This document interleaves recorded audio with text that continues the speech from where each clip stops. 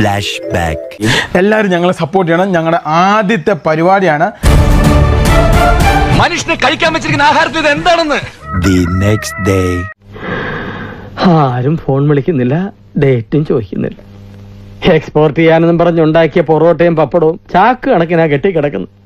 ഞാൻ പറയുന്ന പോലെ ഞാൻ പറയുന്ന പോലെ നീ കേക്കോ? ഞാൻ ശ്രമിക്കാം. എങ്ങനെ ഇപ്പൊ എടുക്കാണ്ടാവോ? അങ്ങനെ ഫൈനലി നമ്മള് അച്ചാറ് ഇട്ടത് ഫുൾ തീർന്നു. കേട്ടത്. അങ്ങനെ നമ്മൾ രണ്ടാമത്തെ ബാച്ച് അച്ചാറിട്ടു. ആദ്യത്തെ ബാച്ച് ഫുള്ള് കൊറിയറും ചെയ്തു. എത്ര ബുദ്ധിമുട്ടി വന്ന സ്ഥിതിക്ക് കൊല്ലത്ത് ഞങ്ങൾ ബുക്കിംഗ് ഓഫീസിൽ നിന്ന് വിളിച്ചു നോക്കട്ടെ. ഹലോ, അതെ അതെ, കൊച്ചിൻ ബ്രദേഴ്സ് ആണ്.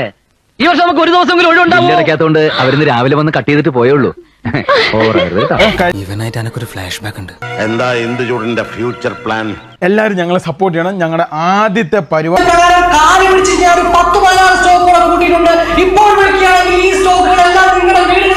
കഴിഞ്ഞ ദിവസങ്ങളൊക്കെ കൊറിയറും പരിപാടിയൊക്കെ കഴിഞ്ഞു. ഡെലിവറിയിലാണ് നമ്മുടെ കൊറിയറും കാര്യങ്ങളും പോകുന്നത്. അന്ന് നിങ്ങൾ എന്താ പറഞ്ഞത്? ഈ നൂറ്റാണ്ടിൽ എനിക്ക് ജോലി കിട്ടുമെന്ന്. ഈ നൂറ്റാണ്ടിൽ തന്നെ കിട്ടി. ബോധ്യമായില്ലേ എല്ലാവർക്കും?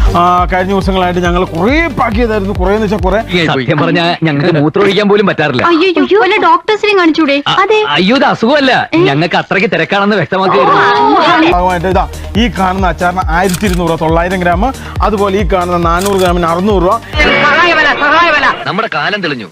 ഇത് വെറൊരു വ്യാപാരം മാത്രമല്ല, സേവനം കൂടിയാ. ഒരു കൈ കൊണ്ട് നമ്മൾ പണം വാങ്ങുന്നുണ്ടെങ്കിൽ മറ്റേ കൈ കൊണ്ട് നമ്മളൊരു പാവപ്പെട്ട പെൺകുട്ടിക്ക് പൊന്താലിയാണ് കൊടുക്കുന്നത്.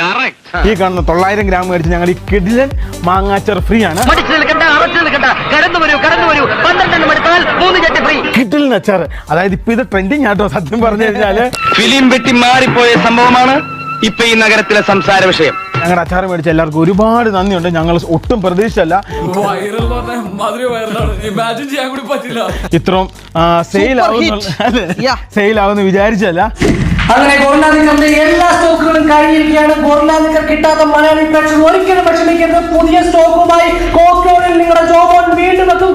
നാളെ രാവിലെ 8 മണിക്ക് ഓഫീസ് തുറക്കണം. അപ്പൊ ശരി ശരി, ഞങ്ങൾ പോട്ടെ.